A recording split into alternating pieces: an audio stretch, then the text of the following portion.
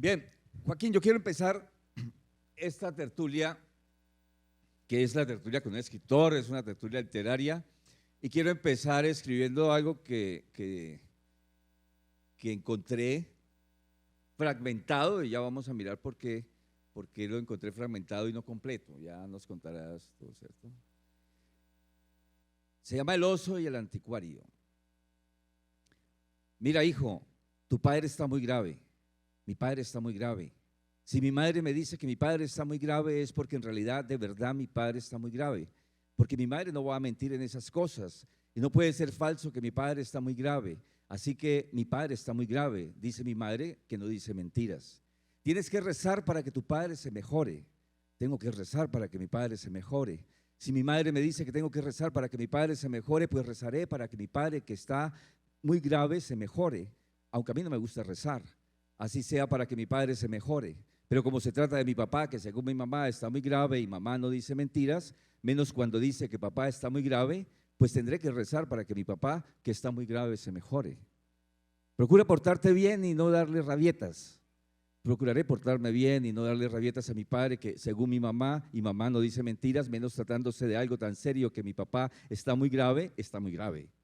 Claro que a mí no me gusta eso de portarme bien delante de mi papá, que está muy grave, pero le haré caso a mi mamá, que dice que papá está muy grave. Así como también rezaré, aunque no me guste por mi papá, pues mamá dice que papá está muy grave y yo le creo a mamá, porque es imposible que cuando ella dice que papá está muy grave, esté diciendo mentiras. Y cuando esta noche te despidas de tu padre, dale un beso con ternura y dile que esperas que mañana se mejore. Sí, esta noche cuando yo, que estoy bien, le dé un beso a mi papá, que según palabras de mi madre está muy grave, lo haré con ternura y le diré a mi padre que como está muy grave, espero que mañana ya no esté muy grave y así mamá no tenga que volverme a decir que mi papá está muy grave. Y aunque ella no dice mentiras, es muy fastidioso, feo, horrible la embarrada que le digan a uno, tu padre está muy grave. El papá empezó a sufrir mareos leves, vueltas en la cabeza, sentía que iba a un hoyo sin fondo y tenía que agarrarse de las paredes o sentarse si estaba cerca de una silla y esperar a que el mareo se le fuera pasando. Siempre estaba agachado y enderezaba la cabeza, esta se le iba y no podía agarrarla para evitar que se le fuera a ese hoyo sin fondo. La constancia del mareo después de la agachada le hacía sentir al padre el malestar antes de que el mareo llegara, así que el viejo sentía dos mareos, el primero que era imaginario y el segundo que era real. Ambos lo afectaban igual y la suma del mareo imaginario y con el mareo real lo llevaban a un hoyo doblemente sin fondo. Y el viejo no sabía lo que soportaba no era un único mareo, sino dos mareos confundidos en uno solo. Hijo, ve a la droguería y tráeme este remedio para tu padre. Sí, iré a la droguería y traeré este remedio para mi padre que está muy grave.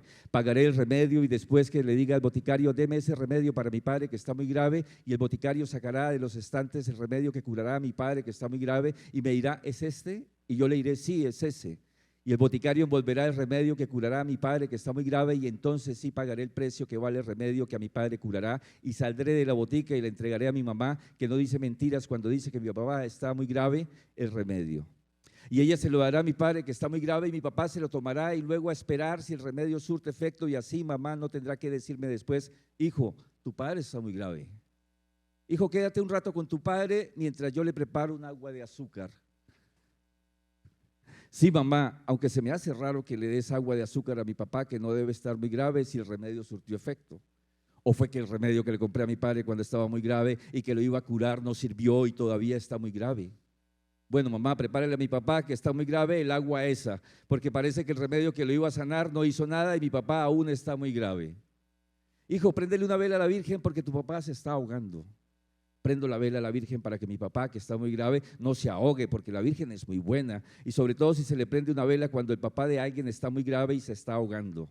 La Virgen con la vela prendida hace que el que está muy grave, ahogándose, ya no lo esté más, nunca más grave, y a mi papá también lo va a curar, y mi padre que está muy grave ya no estará nunca más muy grave, y no habrá peligro de que se ahogue, aunque mi padre está muy grave. Mejor le prendo a la Virgen dos velas para que mi padre dure 2 veces, nunca más muy grave.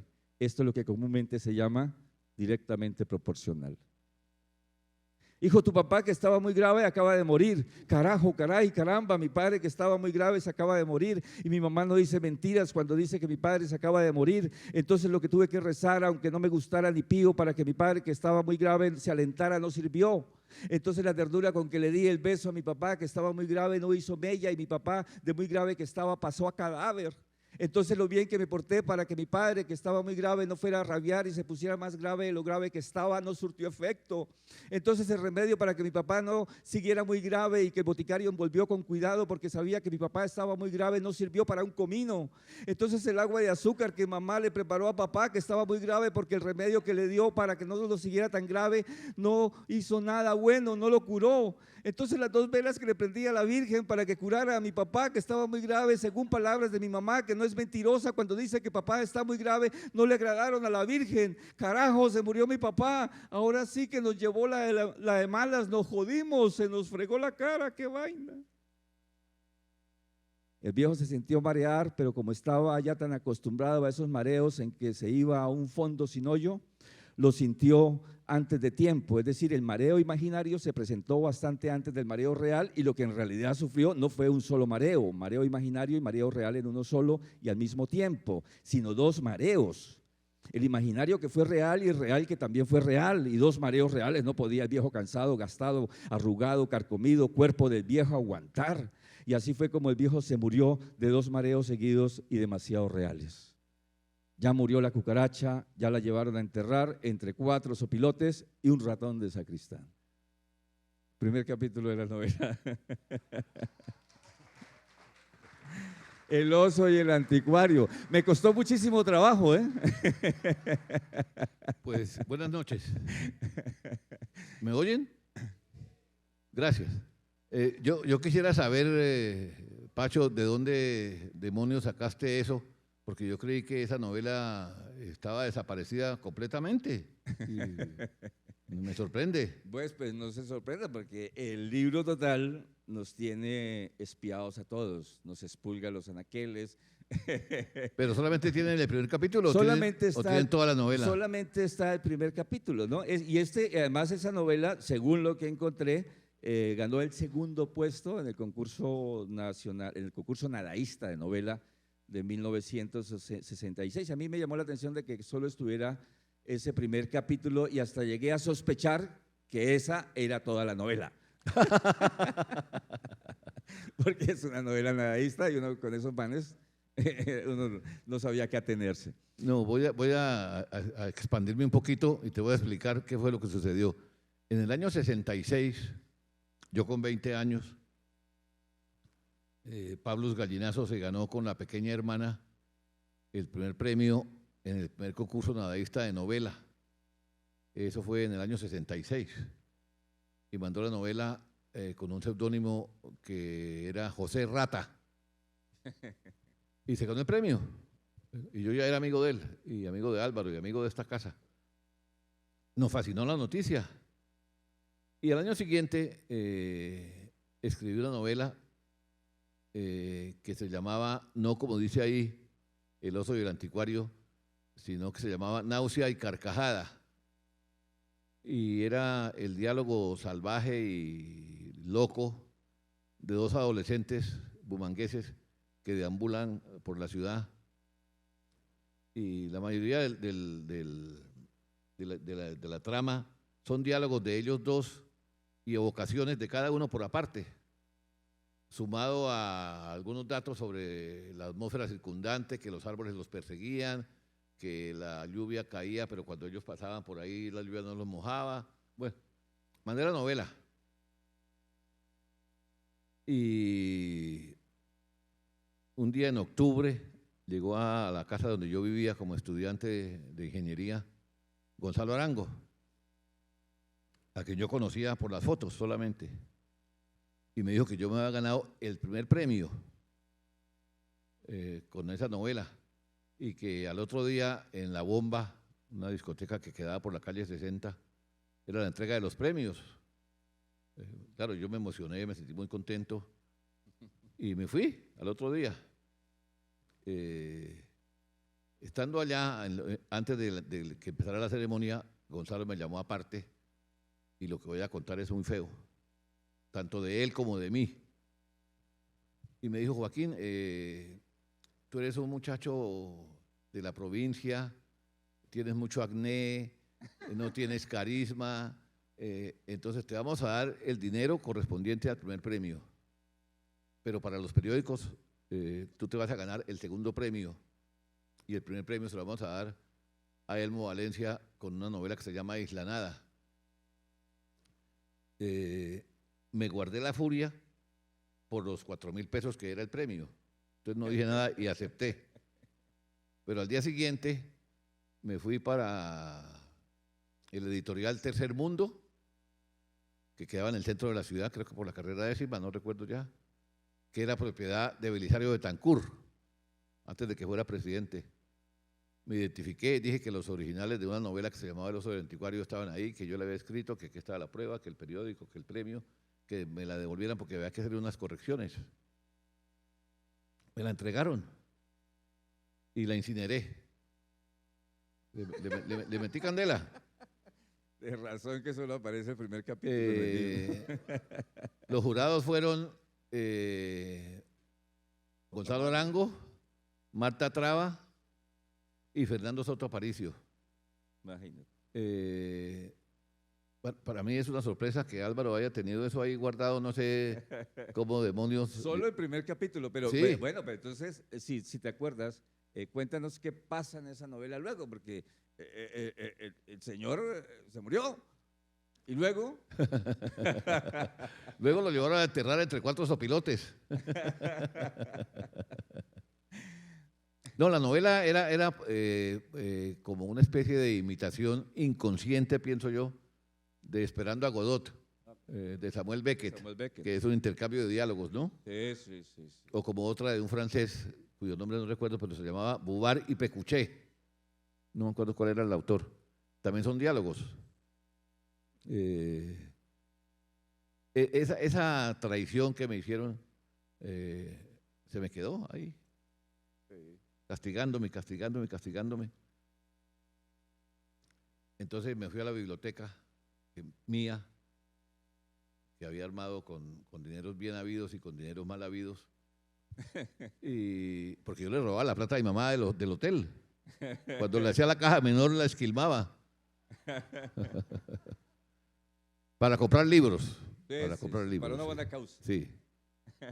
Entonces, en mi desesperación, cogí pues, mi biblioteca, estaban las obras de Charles Dickens, de Stendhal, de Conrad, de Daniel Defoe, y las metí en una maleta y me fui para San Victorino, perdón, otro santo. Y la vendí con tus maletas. Y apuré de la literatura.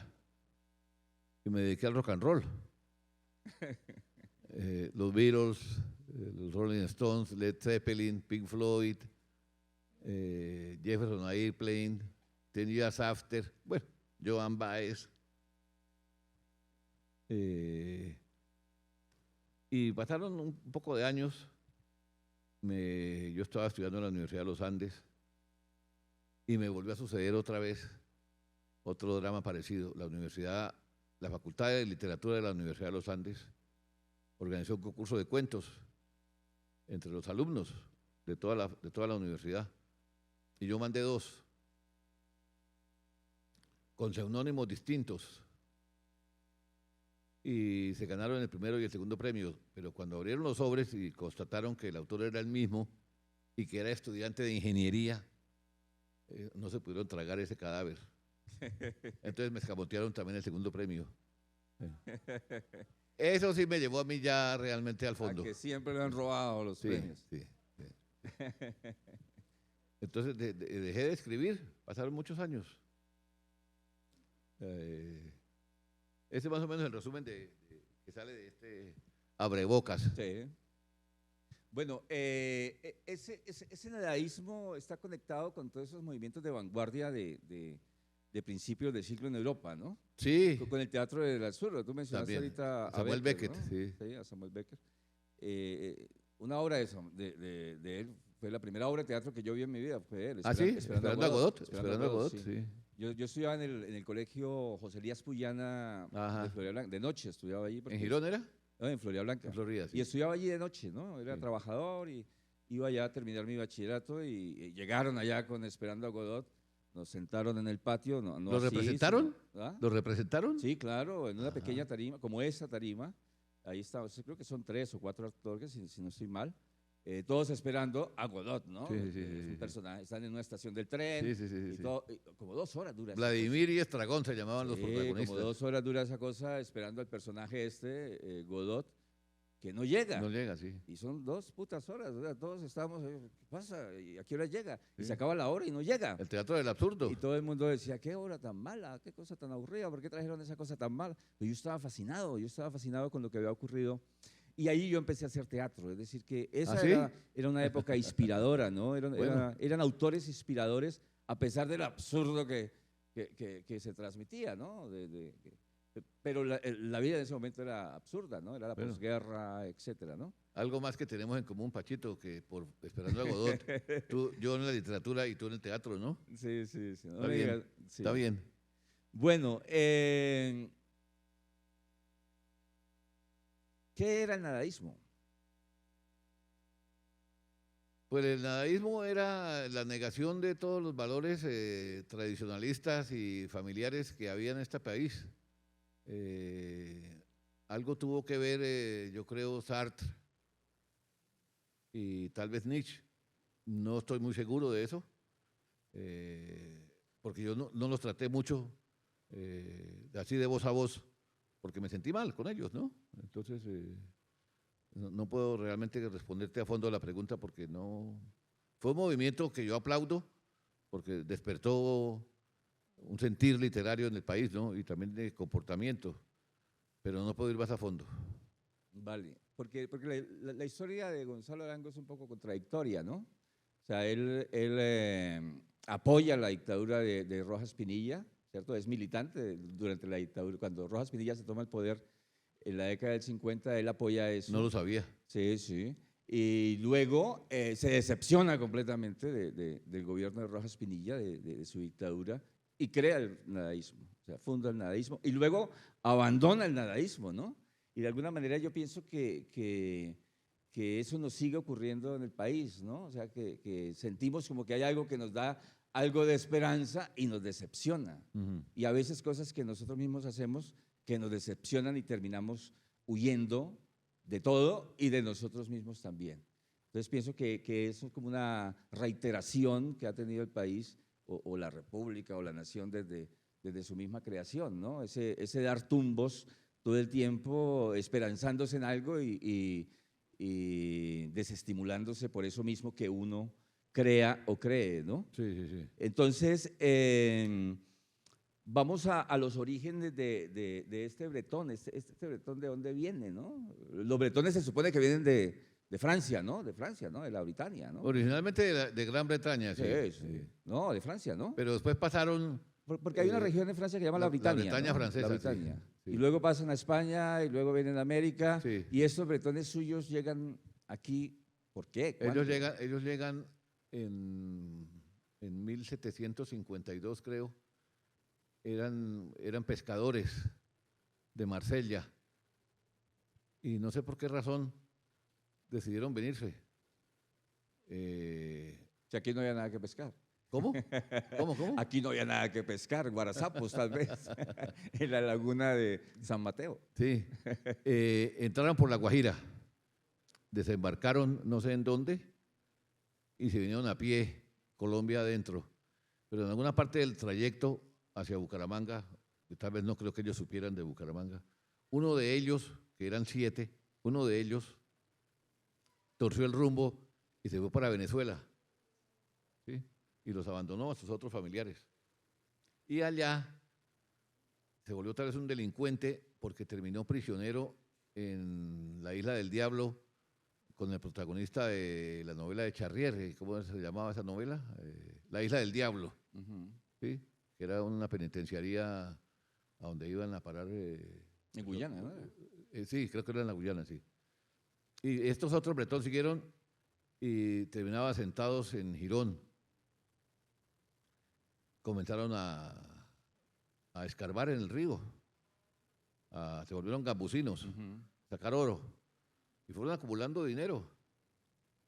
Ellos intervinieron, tal vez con dinero, creo yo, para que el Socorro fuera decapitada como la capital del Estado Soberano de Santander y en su lugar fuera Bucaramanga la capital. Y a raíz de eso, los descendientes de estos originarios fueron alcaldes de Bucaramanga muchos años y fueron ladrones, como son todos los alcaldes. Fueron jefes de correos y se aprovecharon de todas esas prebendas para enriquecerse. Lo sé porque en el mausoleo de la familia que queda en el cementerio central están los nombres y los apellidos de todos ellos, ¿no? Y además me leí con mucha curiosidad y muy lentamente el libro de José Joaquín García, que habla de la historia antigua de Bucaramanga. Las crónicas de Bucaramanga. Sí, y luego vine a saber que José Joaquín García había sido el padrino de bautizo de mi papá. Así. Eso me entusiasmó más aún todavía. Después vienen otros sucesos en los que intervinieron los Bretón. Pero hay un anterior que es mucho más potente, ¿no? Que es el asesinato del cura Eloy Valenzuela, aquí el vecino de la casa. Siguiente pregunta. Que es un misterio y que todo el mundo quiere estar. Yo creo que la mayoría de la gente vino solo por eso, ¿no? Para saber si este Bretón, ¿cierto? Que es medio bandido, no en el mal sentido, sino en su picardía, Sí. porque tiene la picaresca flor de lengua. Si tiene alguna relación cerca, digamos, filial con estos 3 bretones que mataron al pobre cura. Sí, ellos eran mis tíos tatarabuelos. Se supo, vea, Bucaramanga, Vanguardia, por favor, primera plana mañana. Joaquín Bretón sí tiene que ver con los bretones que mataron a Eloy. Ellos eran vecinos del párroco, era por aquí cerquita, en esta cuadra. Eran vecinos de él. El papá de ellos se llamaba José Longinos Bretón. No sé qué querrá decir Longinos, porque entiendo que Longinos es la marca de un reloj. Sí. Pero él se llamaba José Longinos Bretón. Y la mujer se llamaba Cerveleona Martínez. Cerveledona. Sí. Eso suena como a remedio. Más o menos, sí. Progesterona, testosterona.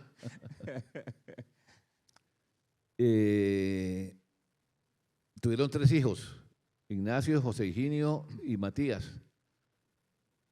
Y una cierta noche, siendo vecinos del cura y que el cura los reconocía, entraron y lo asesinaron a puñaladas. Eso fue el escándalo enorme que hubo. Ellos huyeron y luego volvieron con la feligresía a darle las condolencias al cura, extremando, pues yo creo, la crueldad y la sinvergüencería y el descaro. Se acercaron allá a darle esos, porque él no se murió de una vez. Y dicen que no sé cómo los historiadores pueden aseverar eso, dicen que el cura le susurró al oído, yo sé que ustedes fueron los que me mataron. No puedo saber cómo supieron los historiadores eso. El hecho es que se robaron… Él no los delató, él no los delató. No los delató.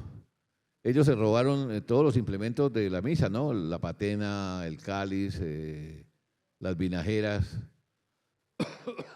que eran tal vez de oro y con incrustaciones de diamante, no sé. Y la escondieron cerca de la Universidad Industrial. El camino a Chitota. Eso. Pero los agarraron. Y eso fue el desastre. El abogado que le pusieron a ellos les recomendó que si todos los 3 se ponían de acuerdo en que solamente uno de los 3 fue el que lo acuchilló, los otros 2 tenían una pena no de muerte, sino menores. Y no sé cómo hicieron, si echaron al Caricello o no sé cómo. Decidieron que Ignacio cargara la culpa. Entonces Ignacio dijo que él había sido el único, que los otros 2 estaban de acompañantes, pero que no intervinieron en el asesinato. Entonces a este lo condenaron a muerte. Lo decapitaron, ¿no? Lo decapitaron, la mano se la cortaron y la clavaron en la puerta de la residencia del padre. Perdón. Y la cabeza fue ensartada en la punta de una vara larga que pusieron aquí en el parque. No había luz eléctrica, entonces las noches eran tenebrosas ahí. Y con la cabeza más. Venían los gallinazos, le vaciaron los ojos, se comieron la lengua, las orejas, las amígdalas, las encías, se fue cayendo poco a poco el cabello, hasta que un día la cabeza desapareció y nunca se supo. El otro hermano fue enviado a Cartagena a purgar una pena de 15 años. Y cuando salió de la cárcel a los 15 años, lo acribillaron a balazos, ahí en Cartagena. Lo que me hace pensar a mí que hay algo turbio en eso. Y la suerte de Matías, nunca supe qué pasó. Yo me puse a investigar con Ramiro Blanco Suárez, historiador, amigo de mi padre, huésped del hotel, comensal del hotel, más que huésped. Y le dije que fuera franco conmigo, porque a mí se burlaban de mí los Navas, Heriberto Sánchez, la Foca Lloreda, Mantilla Caballero, Máximo Flores. Y en el colegio también se burlaban de mí, a veces de mala manera. Entonces me puse a averiguar con Ramiro Blanco. Y él me dijo que había 3 teorías. Una, que fue codicia. Otra, los Bretón Martínez eran pro-bolivarianos, eran seguidores de Simón Bolívar, al contrario del padre, que era realista y defendía a los españoles. Entonces, que esa fue la razón del asesinato.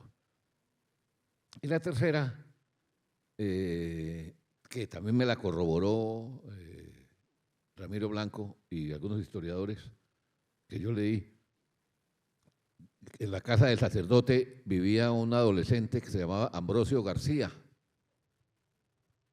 Y las malas lenguas dicen que el sacerdote abusaba del chico. Y, ¿perdón? ¿Qué dijeron? ¿Qué claro? Entonces dicen que los padres de Ambrosio García se comunicaron con los Bretón, que eran vecinos del sacerdote, y le contaron. Esas son las tres teorías que hay para explicar. Yo creo que es una mezcla de la codicia, de robarse los implementos, y de la guerra entre España y el nuevo reino de Granada. No creo que lo de Ambrosio García haya tenido nada que ver. Bueno, Emilio Arenas dice que podría ser, ¿no? O sea, deriva en la obra que escribe sobre Eloy Valenzuela. En ese momento se estaba definiendo la suerte del país, ¿no? Sí. La Gran Colombia. Sí. Bolívar había estado acá en la Casa Mutis, ¿no? Y Bolívar era muy amigo del cura y Claro. se intercambiaban chanzas y bromas. No eran amigos porque eran contradictorios. Pero eran amigos, políticos, se visitaban. Pero sí se visitaban, conversaban, mientras se decidía la suerte en Ocaña en la convención. Que quizá, dice, o sea, infiere Emilio, que tenía que ver también con cosas políticas, ¿no? Sí, Cosas yo también creo políticas, eso. Porque luego vino el atentado a Bolívar, Sí. etcétera, y todo lo que ocurrió con el destierro de Santander en ese momento. Sí. Bien, usted nace en un hotel. O sea, ¿ustedes se imaginan naciendo en un hotel? Ese es un lugar que no es nada. O que lo es todo, ¿no? Es decir, recibe mucha gente, pero esa gente al día siguiente ya no está. Es un hotel que es un lugar que uno diría que no tiene una personalidad definida para que un niño nazca en un hotel, crezca en un hotel, se desarrolle en un hotel de manera coherente, consecuente, natural, ¿cierto? Y entonces uno empezaría a pensar que usted, ¿cierto? Todo lo que es usted tiene que ver con ese hecho casual de que haya nacido en un hotel. ¿Sí? ¿Usted qué hacía en ese hotel? ¿A qué jugaba? ¿Jugaba con los huéspedes?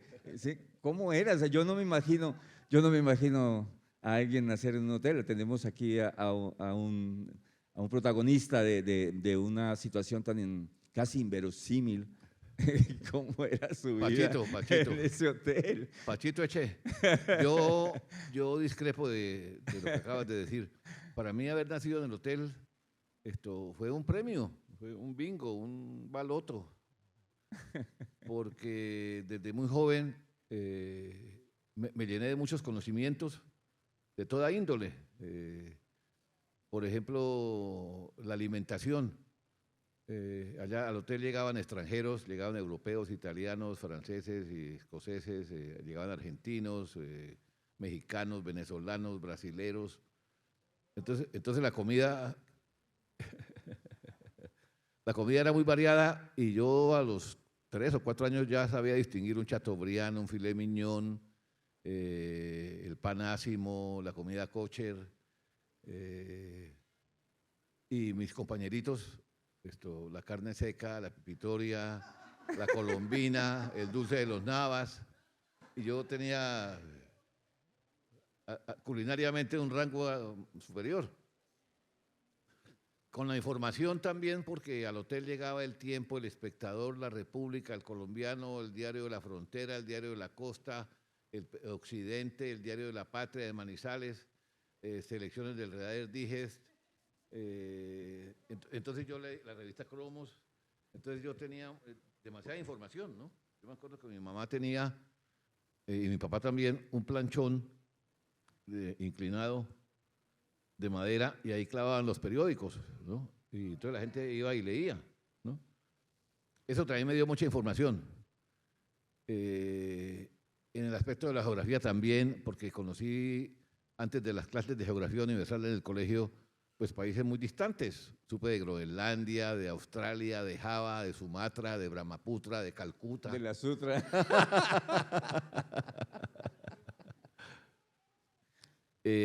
También las maneras de vestir. La gente llegaba allá, unos usaban tirantas, otros usaban chalecos, otros usaban leontina, otros usaban bastón, otros usaban borsalinos.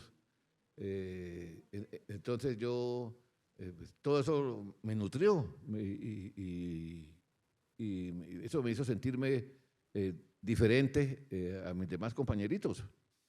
Eso es el lado ventajoso, pero el lado desventajoso era que yo no tenía amigos de barrio, porque los vecinos míos eran el Colegio del Divino Niño, la joyería de Octavio Covelli, el restaurante La Luz, la cafetería El Gavi, una zapatería que quedaba al frente, y mi primer amigo de mi vida, el doctor Eduardo Alcides Pilonieta Pinilla, que está aquí sentado, que vivía más arribita, en el almacén de su padre que se llamaba Avinco, alias Avicultura, Industria y Comercio.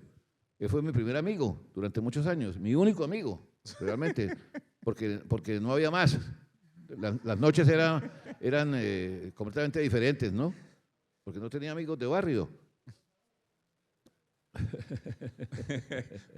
Podemos concluir que Joaquín Bretón no tuvo niñez. Eso no es tener niñez. Y espero no tener vejez. Él nació adulto. Pero bueno, tenía un amigo que lo salvó, o sea, ¿sí? Sí.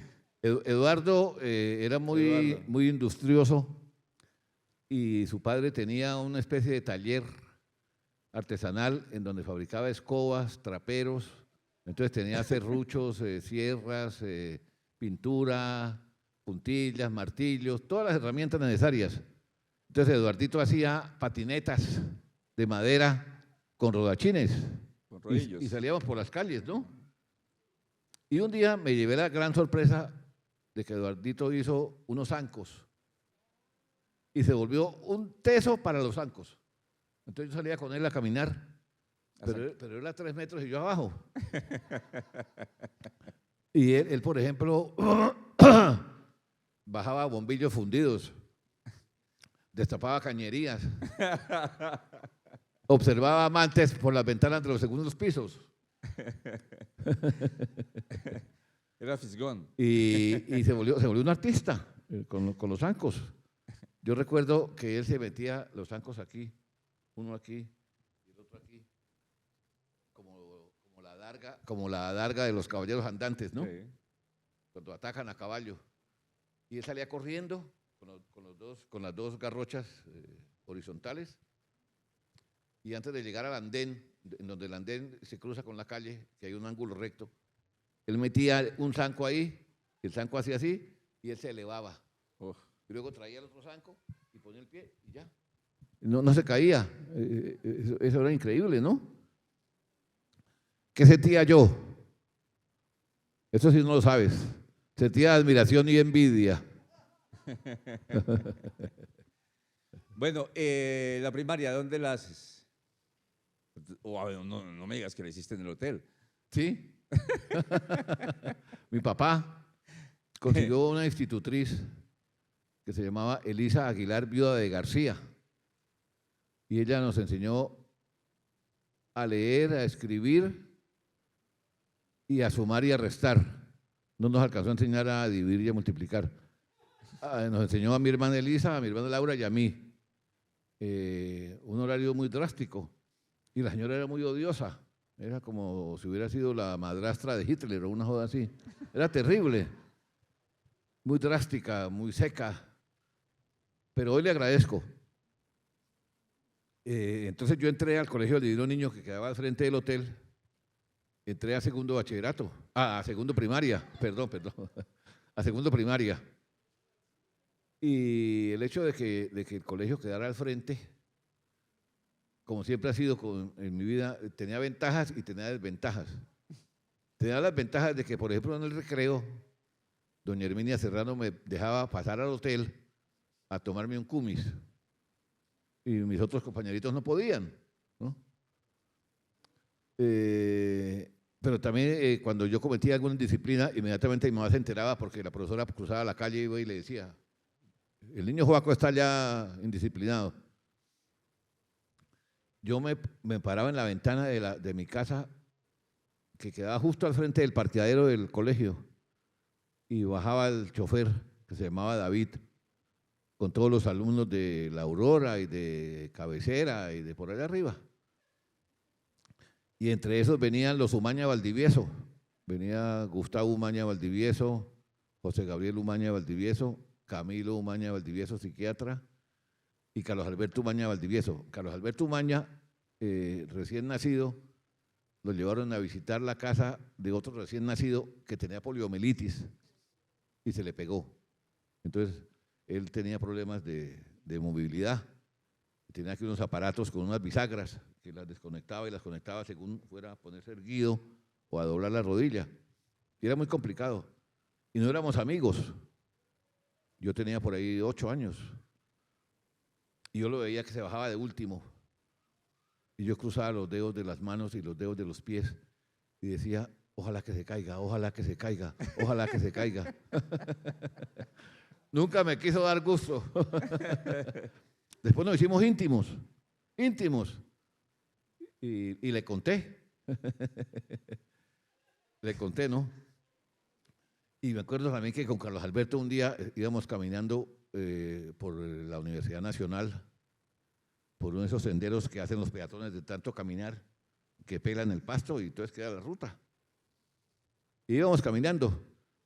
Y a mí se me olvidaba a veces que yo tenía que caminar despacio porque él no se movilizaba con la misma velocidad que yo.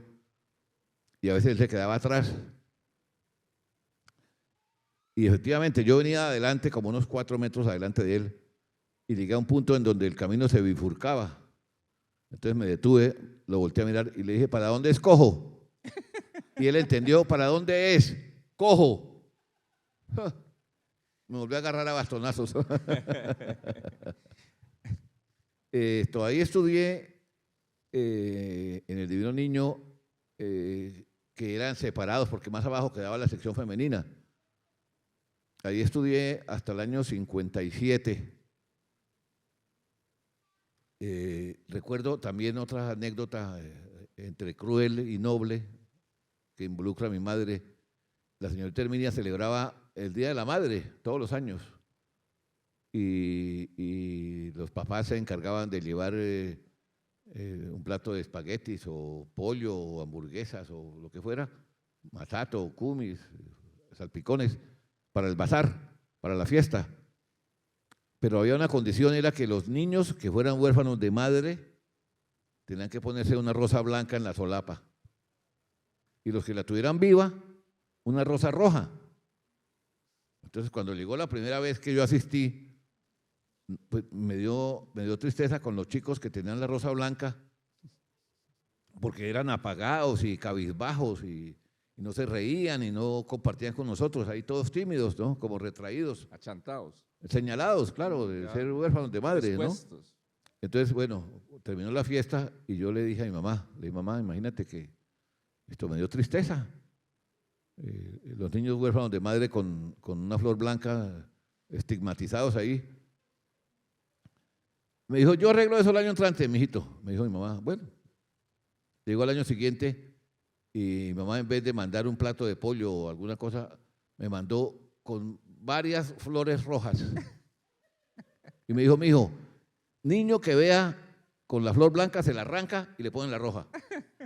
Claro, yo le di la razón y así lo hice. Se armó el problema. Pero al final la señorita Herminia y había otra que llamaba doña Carmen Jones de Rugeles y Argentina Medaglia y la señorita Pepa, que era 90, 60, 92. Y se pusieron de acuerdo que yo tenía razón. Y entonces a partir de ahí todos los niños llevaban las flores rojas. De eso me acuerdo yo. Bueno, de ahí pasé al colegio de San Pedro Claver. No, casi. Pero ahí en el Divino fue donde conoció a los Navas o fue en el San Pedro. No, fue en el Divino Niño, sí. En el Divino. Ahí conocí a los Navas, sí. Y usted se lo pasaba por acá. Yo venía aquí mucho cuando aquí era la casa de los Navas, cuando era la dulcería. Y la casa del papá, la casa donde nació la pequeña hermana.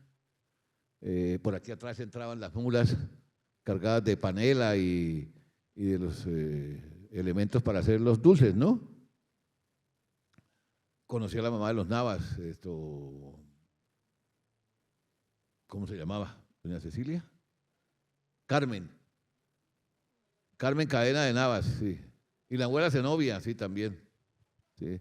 Aquí veníamos Heriberto Sánchez Bayona, uno que le decían La Foca, que era de apellido Lloreda,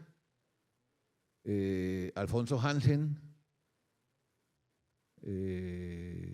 Álvaro y Gonzalo Pablus, pues, y otro que era el gerente de Avianca, ese, Rafael, ese. Y aquí hacíamos tertulias. Augusto Pinilla también venía. Augusto. Sí. Con Augusto Pinilla me pasaron cosas increíbles. Yo es primo de Eduardito Pilonieta. Y me hice muy amigo de Eduardo y de Augusto a través de Eduardo. Y recuerdo que terminamos estudiando en la Universidad de los Andes. Él estudiaba literatura o filosofía y yo estudiaba ingeniería industrial. Vivíamos en los Alcázares, en Bogotá, carrera 29, 69, 42. Y Augusto vivía un poquito más arriba, donde una tía de él. Y nosotros nos íbamos a pie desde la Universidad de los Andes, calle 19, carrera primera, hasta los Alcázares. Eran como 60, 70 cuadras. Entonces bajábamos por la avenida de González Jiménez de Quesada, por el andén del norte y por el andén del sur bajaba León de Grave, que salía del automático y pues con su chiverita, su chaleco, creo que usaba monóculo. Y de vez en cuando se detenía, nosotros lo admirábamos y con un respeto, era intocable, pues solamente lo podíamos ver, no más. Él se detenía por ahí cada cuadra y media, porque lo acompañábamos hasta las Caracas. Se metía la mano al bolsillo delantero de la chaqueta y sacaba un mendrugo de pan viejo. lo mordía, se le caían las virutas en la barba, se sacudía y lo guardaba otra vez.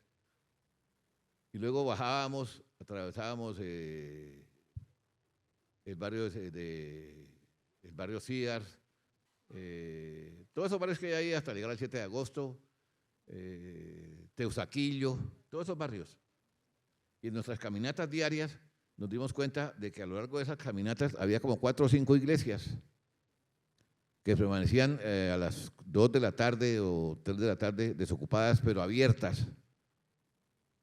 Entonces con Augusto Pinilla decidimos mandar a hacer una sotana y luego echar a Caricello cuál de los dos se sentaba en el confesionario de la iglesia de Santa Teresita con la cortina abierta y el otro se quedaba cerquita como campanero, esperando que cayera un incauto o incauta. Vale la aclaración. Preferiblemente. Se echó al Caricello y perdió a Augusto. Entonces Augusto se tuvo que poner una sotana a regañadientes, se funfuñaba, pero yo le dije, pues es palabra de literatos. Entonces, bueno, se puso la sotana, se sentó en el confesionario, dejó la cortina abierta. El feligrés se acercaba por un lateral a donde había una escotilla y a través de eso hablaban, ¿no? No era permitido que se sentaran frente al cura cara a cara. Una ventanita. Sí, pero Augusto la corrió. Y yo me sentí cerquita, en un escaño. Y como en los 5 minutos mordió el anzuelo una abuelita. Y llegó y me dijo, ¿el señor está esperando el turno para confesarse? Le dije, no, yo ya me confesé, puede seguir, es un párroco nuevo. Entonces la abuelita entró y se fue a dirigir hacia la escotilla lateral. Entonces yo le dije, no, este padre es nuevo, trae un nuevo método. Tiene que ser frente a él, tienes que arrodillarte frente a él. Bueno, la abuelita se arrodilló y la viejita se vino donde yo estaba, sonriente. Se sentó a mi lado, se arrodilló y duró tal vez 2 minutos y ya, se sentó al lado. Me dijo, qué padre tan simpático, imagínese la penitencia que me puso. Me dijo que rezara medio Padre Nuestro y media Ave María.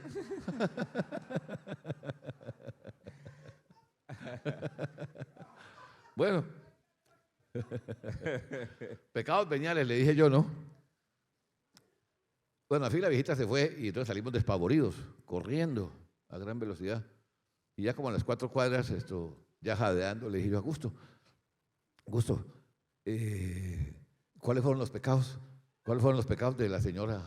Me dijo Juaco, eso no se puede decir. Yo no puedo violar el secreto de la confesión. ¿Cómo se le ocurre? Va de retro.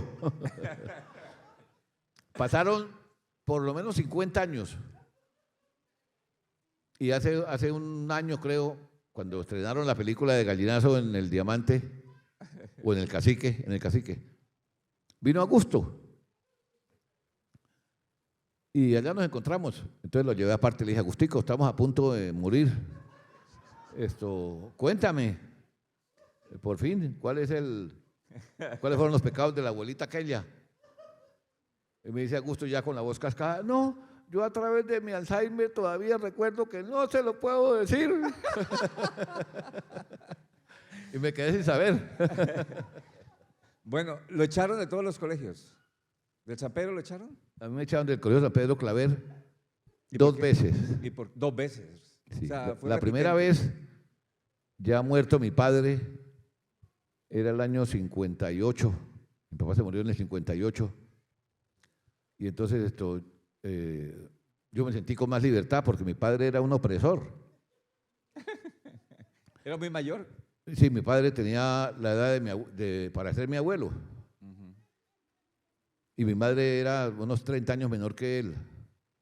Mi madre era campesina, casi analfabeta. Se vino del Socorro a pie en el año 41, duró como 3 meses.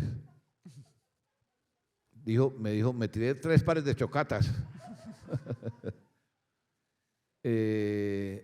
Bueno, mi padre se murió y al morirse mi padre, pues yo respiré a mis anchas, ¿no?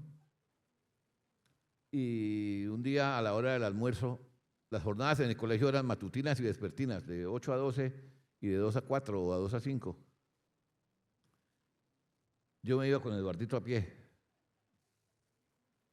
y nos bajábamos a pie y después más tarde en una monareta que mi mamá nos compró. Eduardito la llevaba de San Pedro, de la casa para arriba y yo la llevaba de San Pedro para abajo. Contradígame.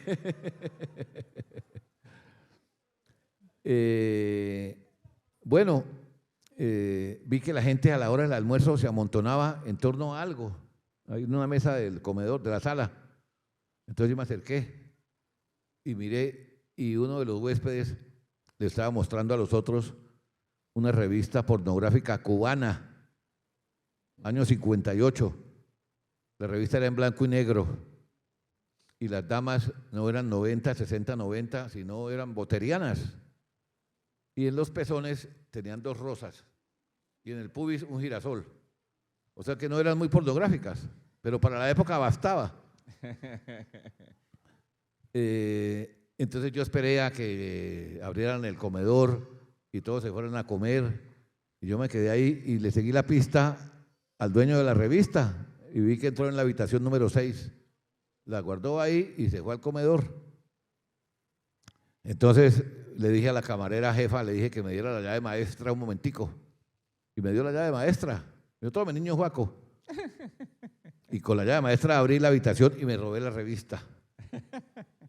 Y la metí en la geografía del hermano Justo Ramón, que era grande, amplia. Y a las 2 de la tarde me fui para el Colegio San Pedro. Con Eduardito, sí. Y hay un parque pequeñito que se llama Solón Wilches, creo. Sí, sí. ¿Detrás? Sí, y entonces ahí nos sentábamos hasta que abrían las puertas. Sí. Entonces yo me senté ahí y saqué la revista y eso, claro. Joaquín Bretón, el héroe, el supermacho, el adelantado, el berraco. Y llegaron todos a mirar. Pero también llegó un sapo. Que no falta. Cuyo nombre, si sepa, no lo digo. Como decía León de Grave. Sí, hipócrita. No sé lo que decir, para que quede registrado. Bueno, estábamos en clase. El sapo ese? Estábamos en clase y llega el rector, que era, no recuerdo bien, Ángel Merino, un español. No, Saldívar no era el rector. Creo que era Ángel Merino. Y me dijo, Bretón, porque a uno no le decían por el nombre, sino por el apellido, ¿no? Como en el cuartel, ¿no? Bretón, abre la geografía del hermano Justo Ramón en la página 32. Ahí estaba la revista. Queda expulsado. Baje a donde su mamá y le dice que venga, porque usted queda expulsado. Bueno, yo me dejé dominar por el pánico y no fui capaz de bajarme a decirle a mi mamá de una vez, sino que me metí a cine al Teatro Unión. Y no me acuerdo de la película. Y llegué tarde. Y entonces cuando llegué le dije, mamá, llegué tarde porque el padre me llamó para una reunión y dijo que necesita hablar contigo mañana por la mañana. Bueno, nos fuimos y le contaron. No nos devolvieron la revista. Y cuando llegamos al hotel, mi mamá a traición y de sorpresa me metió una cachetada terrible. Me dio tortícolis. Y me dijo, de ahora en adelante, usted va a trabajar como botones aquí en el hotel. Le dije, ay no, mamá, por favor, ¿Quién dijo eso? ¿Quién? Ah, sí, con Chispita. Sí. Pero déjeme contar a mí.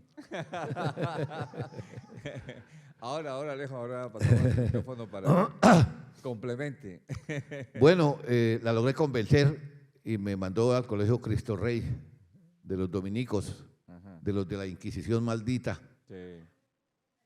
Y cuando llegué allá, era como mayo, junio.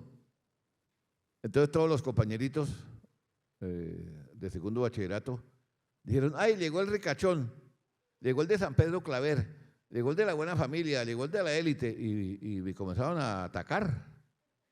En esa época no éramos bilingües y no se decía bullying. Entonces dije yo, la única manera de yo lograr que me acepten es mamar gallo, bastante. Y como me gusta, pues entonces comencé a hacerlo. Y me hice amigos de ellos. Allá conocí a Alejo, en el Colegio Cristo Rey. El rector se llamaba Fray Angélico María Sierra. Ojalá que no. Y el cura era una chura de la Inquisición. Era troglodita, cruel, sádico, castigador. Y todos los meses subía a la tarima al peor alumno de disciplina de ese mes. Y yo subí 2 veces. Mientras el cura lo regañaba a uno, lo agarraba de la oreja, del lóbulo de la oreja, una uña adelante y otra atrás. Y comenzaba a apretar hasta que las uñas se unían a través de la piel. Y lo hacía uno arrodillarse y volver a subir, y volver a bajar y volver a subir. Ese era un castigo. Era terrible. Él tenía un látigo de cuero como en forma de serpentín. Y con ese daba latigazos. Pero antes de dar latigazos lo humedecía para que absorbiera agua y se volviera más pesado y el latigazo fuera más doloroso. Y el otro castigo que soporté también una vez, ese sí era ya de la Inquisición, terrible. Estaban construyendo la iglesia de Cristo Rey y la nave central estaba llena de cascajo, esas piedras triangulares, puntudas, y descapotado, sin techo, al resplandor del sol. Y el castigo era subirse los pantalones más arriba de la rodilla, arrodillarse, poner las manos en cruz con las palmas hacia arriba y en cada palma ponía 2 ladrillos, sin cachucha y de rodillas. A los 5 minutos comenzaba el sudor a bajar, entonces las pestañas lo detenían. Pero era tanto que seguía bajando. Entonces las cejas, las cejas lo detenían y luego las pestañas lo detenían. Luego entraba a los ojos y ardía. Pero uno con las manos ocupadas no podía hacer nada. Entonces tardó en los ojos.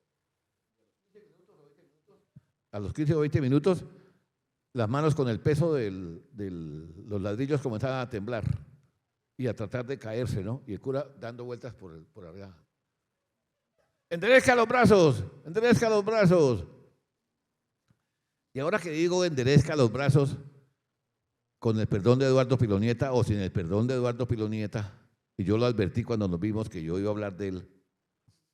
Eduardito tuvo un accidente y se fracturó el codo y nunca lo pudo poner derecho, siempre así. Y estábamos en clase de educación física y el profesor dijo, 3º bachillerato, alinear. Entonces todos alineamos. Y entonces miró por el frente y dijo, Pilonieta, mete el brazo. Entonces Pilonieta se corrió para atrás. Y entonces dijo, bien. Entonces miró por allá, Pilonieta, mete el rabo. Nunca cuadraba la fila porque el gordito con el brazo así. No se adaptaba. Bueno, tanto me castigó el fraile Angélico María, que como a principios de noviembre decidí no volver a clases. No quise volver. Pero yo fingía ir. Entonces me iba con el morral y me iba para el parque de Bolívar a leer. Allá leí Lord Jim de Joseph Conrad, Las viñas de la ira de Steinbeck, algo de William Faulkner, y así pasaron como 20 días y cuando ya se aproximaban los exámenes finales, el fraile llamó a mi mamá y le dijo, doña Tulia, ¿cómo sigue Joaquito de salud? Dijo, bien, padre, ¿por qué? Dijo, no, es que no ha vuelto al colegio. Entonces ahí mi mamá sí hizo realidad la promesa castigo de devolverme botones. Entonces me mandó a hacer un uniforme igual a los de los botones. Les dijo a todos los pasajeros que no me dieran propina. Y claro, yo me sentía muy humillado y yo dije, bueno, mi mamá cuando llegue la Navidad se va a ablandar y el Año Nuevo y el 1 de enero y los Reyes Magos. No se ablandó. Y llegó enero Y ya comenzaba febrero, yo, mamá, pero yo quiero seguir estudiando, pero mi hijo, ¿cómo se le ocurre? Lo botan de San Pedro Claver, lo mando al otro colegio y tampoco va. ¿A dónde queda? ¿Qué voy a hacer? Siga de botones. No la convencí, pero ella en secreto había hecho sus diligencias y me consiguió un cupo en Zapatoca, en el internado de los salesianos. Y uno de los huéspedes del hotel era el doctor Víctor Manuel Pugliese, que era un médico guajiro italiano residenciado en Zapatoca, muy extravagante, muy extravagante. Era un gran cirujano, pero era episómano, y le prohibieron operar por su condición de alcoholismo. Entonces él dirigía las operaciones sin intervenir, simplemente aconsejaba a qué profundidad era el corte y si era en diagonal o era transversal o cuántos puntos. Bueno, y él era mi acudiente, porque él era huésped del hotel. Él le enseñó a jugar ajedrez y él era muy hosco con el pueblo, tenía rencillas con el párroco, que creo que era Isaías Ardila, creo, y el cura Isaías lo fustigaba por el altavoz de la iglesia, porque la casa de Pugliese quedaba en el parque principal. Y Pugliese le contestaba a gritos, pero Pugliese tenía entre sus pertenencias un cañón de la Segunda Guerra Mundial de las fuerzas de infantería italianas, inservible, estaba sellado. Pero no sabían. Pues él en uno de esos arrebatos sacó el cañón, lo montó sobre el balcón de su casa y lo apuntó a la iglesia. Le mandaron la tropa. Ahí me quedé, ahí repetí segundo bachillerato. Ahí conocí a Edmundo Harker, que también está aquí. Nos hicimos grandes amigos. Me sirvió mucho el internado, en el sentido de que cambió mi disciplina, porque yo en el hotel tenía hambre, la camarera me metía en la boca una mestiza. Quería unos zapatos, me los embolaban. Me quería cambiar de ropa, me traían la ropa. Hacía popó y me limpiaban. No, mentira. Entonces, cuando llegué a Zapatoca, me tocó que encargarme de lavar, de preocuparme por mi ropa, el inventario de mis pantaloncillos, de mis pañuelos, tender la cama. Entonces, eso me fascinó, me gustó mucho. Como estaba repitiendo segundo, me fue muy bien, académicamente. Entonces, cuando volví, era el año 60, cuando volví le dije a mi mamá que yo quería volver al Colegio San Pedro Claver. Mi mamá dijo, mi hijo, eso es imposible, expulsado de allá. Le dije, mamá, pero es que mi papá estudió allá y está en el Mosaico. Mi medio hermano, el sacerdote, también estudió allá y está en el Mosaico. Vamos a hablar a ver qué pasa. Entonces nos fuimos. Ya el rector no era Ángel Merino, sino uno de apellido, Henry Fernández. Y hablamos, mi mamá expuso el caso y Henry Fernández se negó de plano. Dijo, no, doña Tulia, esto es imposible, imposible. Eso va contra las normas, expulsado de aquí, no puede volver. Pero padre, imagínese, el papá de él estudió aquí, un medio hermano de él estudió aquí. Sí, nosotros lo sabemos, pero no se puede, no se puede. Padre, pídame lo que quiera. Santo remedio, pídame lo que quiera.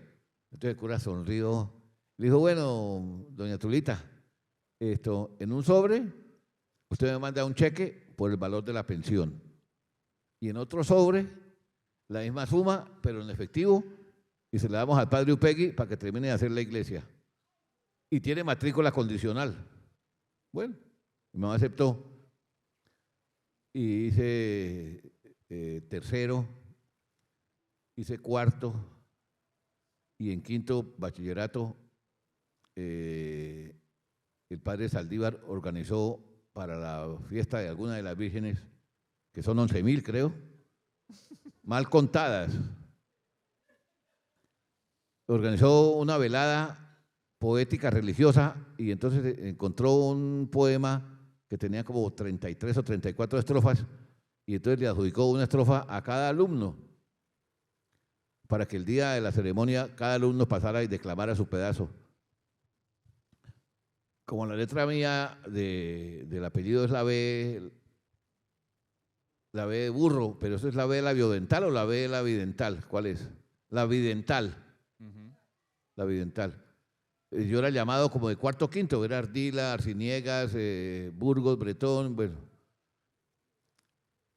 Y como yo era ya de tendencia antirreligiosa, no le paré muchas bolas a la joda y yo no me sabía mi estrofa. Entonces la copié en letra imprenta grande y la puse aquí en el pupitre cuando me tocó el turno. Entonces yo, Virgen María, que rodeada de un halo de luz intrascendente, incandescente. Y entonces mi compañero, que era Gabriel Jaime Ordóñez, a quien le decían Tacataca o Cóndor, me ponía el papel al revés. Entonces yo, Virgen Santísima, y él otra vez. No me aguanté más y le pegué un empujón. Entonces el cura, ¿por qué le pega? Padre, es que está haciendo trampa, mire. Joder, puta. Para afuera otra vez. Ah, Entonces del San Pedro, 2 veces. Me tocó ir para Zapatoca otra vez. Y allá volví a reconocer a Harker. Y terminó graduándose en Zapatoca. Terminé en Zapatoca, sí. Participé en el programa de cortejer de mejores bachilleres. Y perdí porque no supe contestar qué era el código de Hammurabi. No pude. Esa fue mi historia académica. Bueno, ¿y ya te colocaron la placa ya en el San Pedro, el doblemente expulsado? No, pues imagínate que cuando se reúnen los bachilleres de San Pedro, los que hipotéticamente serían de mi promoción, se han dividido y unos aceptan que yo vaya y otros aceptan que no vaya, ¿no? Y yo me di cuenta. Entonces, cuando fue la segunda invitación, que fue en la casa de Virgilio Galvis, allá arriba en Ritoque, yo me negué a ir. Pues Virgilio me mandó la ambulancia y me tocó ir. Y allá me regalaron un cartón honorario de bachiller de San Pedro Claver. Y hablando de las tres feligresías, de las tres comunidades, me quedo con los jesuitas. Los jesuitas fueron los que me inculcaron a mí el amor por la historia y por la geografía y por la literatura. Los salesianos, que también pegaban por el teatro, por el cine, por la declamación, pero pegaban. Y de los dominicos prefiero no hablar. Bueno, ¿ingeniero industrial de dónde? De la Universidad de América. De América. No, Universidad Perrata. Sí. Tiene carrera de ingeniería de petróleo, yo sé. Sí, no sé. Sí. Yo fui un pésimo ingeniero. Yo fui gerente de Italcol, una fábrica de concentrados. Fui gerente de gaseosas y Pinto en San Gil cuando Postobón nos hacía la guerra de que nos rompía las botellas y las echaba a un despeñadero allá por Pescadero. Y como ellos eran los dueños de Peldar y las fábricas de tapas, nos demoraban los pedidos. Entonces Ernesto Serrano, que era mi patrón, me dijo, consígase un fotógrafo y siga a los camiones de Postobón cuando ellos están botando las botellas de Pinto a los despeñaderos. Y pues hice caso, pero casi nos dan en la jeta, casi nos linchan. Esa batalla se perdió. Yo tenía que embotellar allá Pepsi-Cola, porque Pinto era el concesionario de Pepsi-Cola. Y tenemos una fórmula especial, con unos ciertos porcentajes y unos ciertos ingredientes. Y uno de los ingredientes era azúcar refinada. Pero azúcar Manuelita me demoraba los pedidos porque era de Postobón, de Ardila Lule. Y casi nunca me mandaba azúcar refinada. Entonces yo la hacía con azúcar sulfitada. Pero cada fin de mes yo tenía que mandar una canasta de la Pepsi-Cola que yo envasaba en mi planta.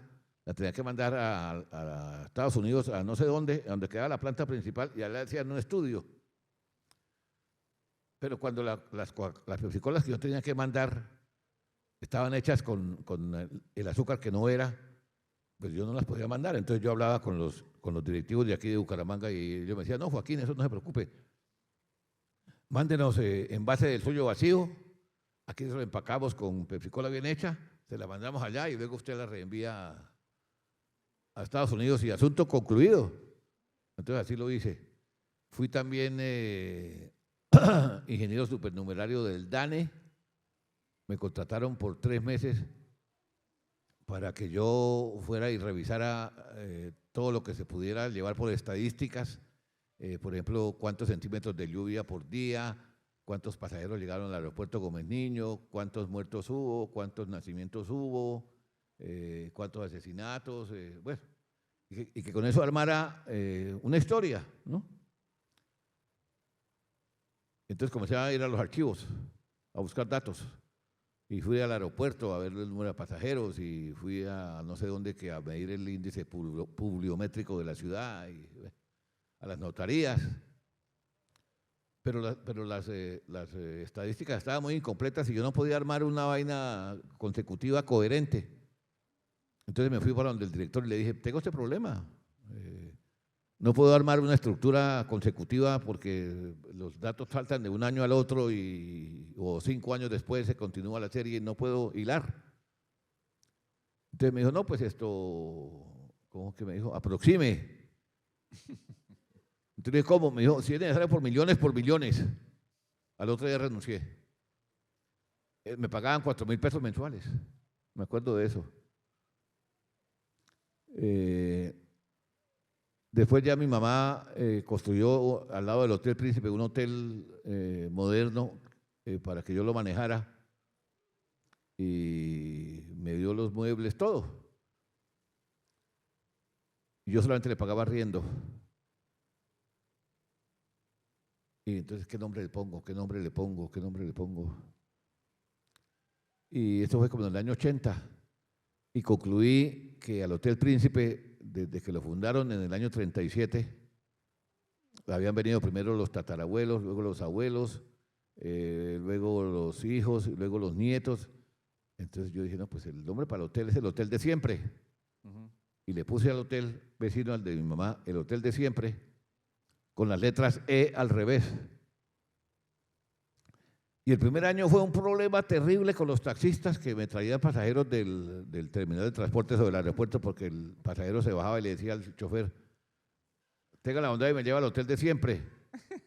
Entonces el chofer se volteó y le decía, señor, pero yo realmente no sé si es el Zulima o el Bucarica o el Granada o el Savoy. No, al Hotel de Siempre. Y algunos maseñados le decían, entonces dígame dónde vive su mamá y lo llevo allá. Ya como al año, ya la gente comenzó a entender de qué se trataba.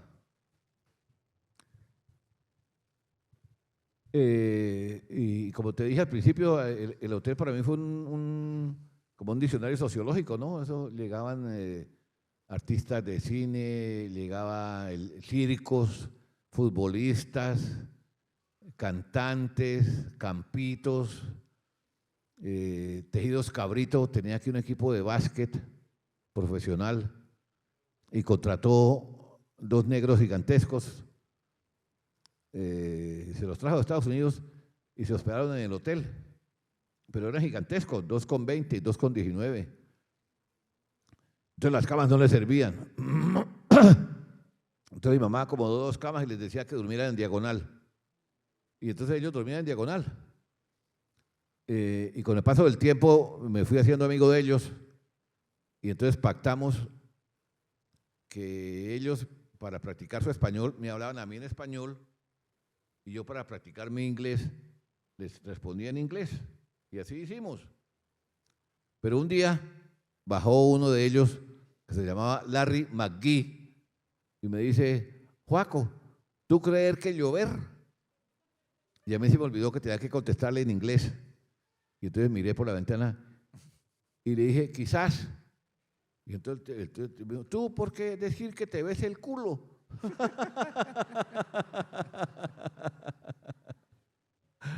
Entonces caí en cuenta que me había equivocado y le había contestado quizás, como tal vez, ¿no? cuando debió decirle perhaps, pero me confundí. El tipo entendió pues que yo hablaba en inglés, entonces que era que me besara el culo. Bueno, Joaquín, triatlonista, ¿no? O sea, practicaste ciclismo, atletismo, natación. Sí, ¿Los tres?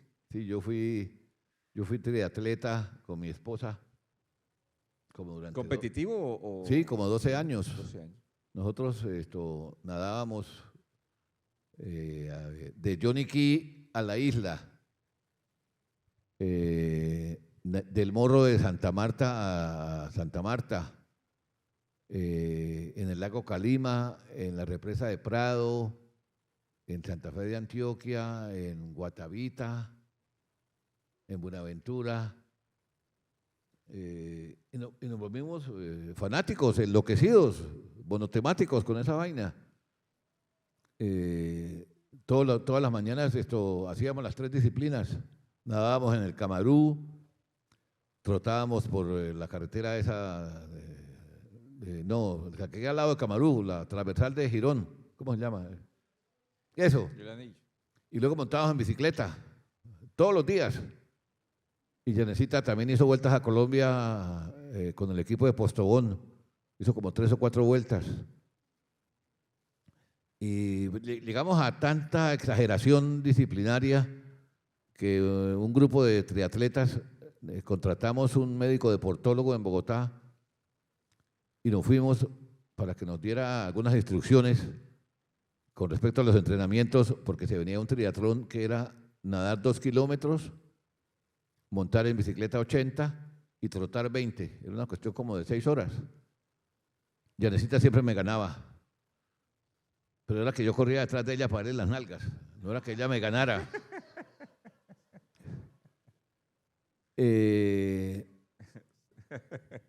Nosotros un día, hablando con el deportólogo, nos dio a cada uno un plan de entrenamiento, que trotáramos piques, que al otro que estaba muy gordito que montara primero en bicicleta y luego trotara, al otro una dieta, al otro no sé qué. Y 2 días antes del triatlón nos llamó a todos y nos dio una pepita. Y nos dijo, esta pepita la consumen en el último momento de la carrera, cuando empiece la trotada, que es la última sección, se la toman. Y eso es un expansor pulmonar, entonces les va a abrir los alvéolos y les va a entrar más oxígeno, van a respirar mejor, se van a oxigenar mejor. Listo. Pero Janet y yo no nos la tomamos. Y bueno, los demás sí. Y a los 2 días nos reunimos con el médico para contar las experiencias. Entonces cada uno se paró y no sé qué, y contar.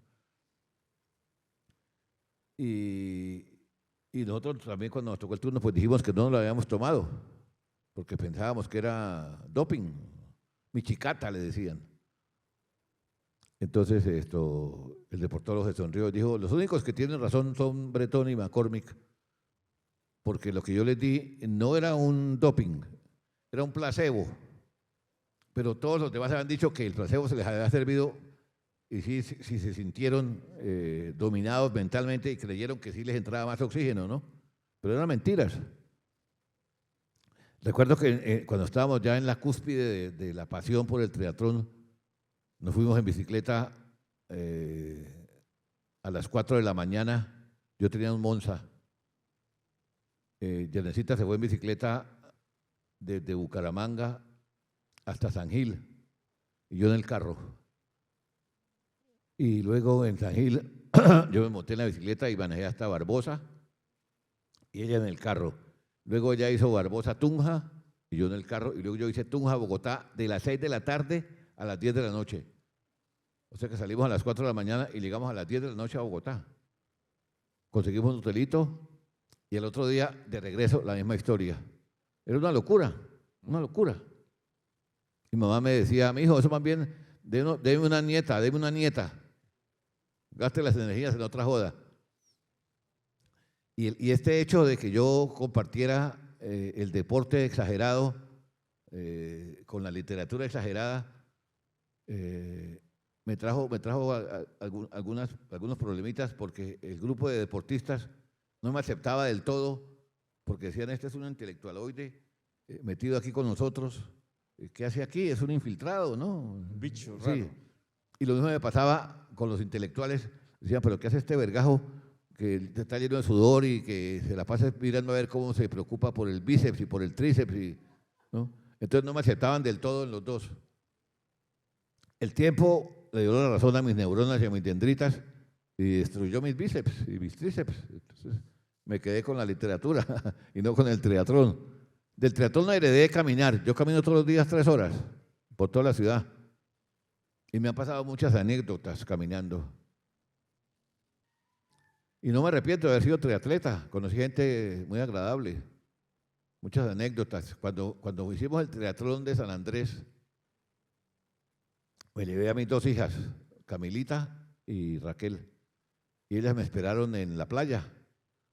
Y yo era un pésimo nadador. Y cuando salí de nadar, salí de último. Ya luego en el trote y en la bicicleta me recuperaba y quedaba como de antepenúltimo, tras antepenúltimo. Ya nadie decía que yo quedaba de penúltimo. Bueno, cuando salí a la playa, Camila estaba llorando porque pensaba que yo ya me había ahogado, porque no salía y no salía y no salía. Y Camilita estaba llorando, sí. Esa fue una época que me gustó mucho, me gustó mucho. Conocí otra clase de gente, ¿no? Gente que se dedica al músculo y al estado físico. Y no me arrepiento tampoco. Bueno, quienes no lo conocíamos tan profundamente, pues aquí hemos descubierto muchos Joaquines, ¿no? Muchos Joaquines bretones, Sí. diferentes facetas, diferentes etapas, Sí. diferentes locuras. Sí. Pero vamos a dejar que los amigos que nos han venido a acompañar esta noche en esta tertulia. Yo quiero del que me permitas personaje. contar la última anécdota. La última para La que última. ellos Sí, le sí, saquen sí, el resto sí, que usted sí, tiene sí. ahí guardado. Sí. Yo tenía unos 8 años, mi padre vivo aún, y llegaron al hotel a hospedarse 3 alemanes, grandes, fornidos, Como broncos. Tomaban mucha cerveza y comían mucho salchichón. Y ellos me cogían en sus brazos, me acunaban y me lanzaban al otro, y ese me lanzaba al otro, y ese me lanzaba al otro, y yo feliz, me dejaba macar. Y todos los días, cuando yo llegaba al colegio, me hacían las vueltas. Y como a los 5 o 6 días me di cuenta que los 3 tenían en la parte del brazo, cerca de la muñeca, 2 S's. Oh. S. Pero yo no sabía de qué se trataba, no sabía. Pero me dio curiosidad. Tal vez eran los primeros tatuajes que yo veía en mi vida. Y le pregunté a mi papá. Mi papá me negó. Y le pregunté a mi mamá menos. Pero yo me quedé con la joda. Y ya en el colegio, en clase de Historia Universal, el padre Ignacio Saldívar nos habló de la guerra, de la Primera Guerra y de la Segunda Guerra. Y me ilusionó el tema, me obsesionó, me volví fanático de esa joda y descubrí que los alemanes esos eran de la SS. Me volví fanático de la Segunda Guerra Mundial, pero fanático. O sea, yo me sabía los uniformes del camuflaje del invierno, del desierto, de Rusia, de las montañas, los calibres de las armas, los aviones, los tanques, la vida de Hitler, la vida de Mussolini, la vida de Ribbentrop, la vida de Goering, la vida de todo el mundo, pues. Y armé un archivo, mandé a construir una caja y por la caja se deslizaban unos cajoncitos de la A a la Z y ahí estaban mis archivos. Y obsesionado, totalmente obsesionado por la guerra. Mariano Penagos me consiguió en Estados Unidos un catálogo a color de todos los aviones que intervinieron en la Segunda Guerra Mundial. El Spitfire, el P-51, el Zero, el Messerschmitt, los kamikazes, todos los aviones. Me volví un erudito en esa joda.